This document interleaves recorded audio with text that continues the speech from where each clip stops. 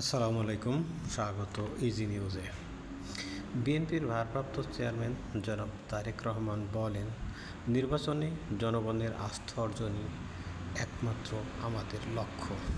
ভোটারদের ভোট কেন্দ্রে আসা নিশ্চিত করা আমাদের অন্যতম দায়িত্ব।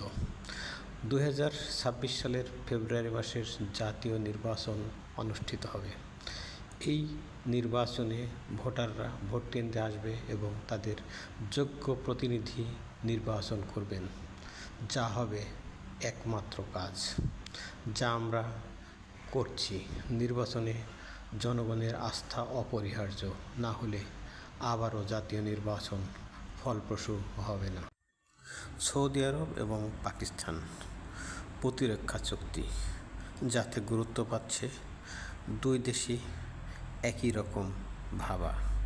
যে ভাবনার মধ্যে আছে, এক দেশে হামলা হলে অন্য দেশ বসে থাকবে না, নিজ দেশে হামলা হয়েছে বলেই মনে করবে এবং দুই দেশ একসাথে হয়ে তার জবাব প্রদান করবে।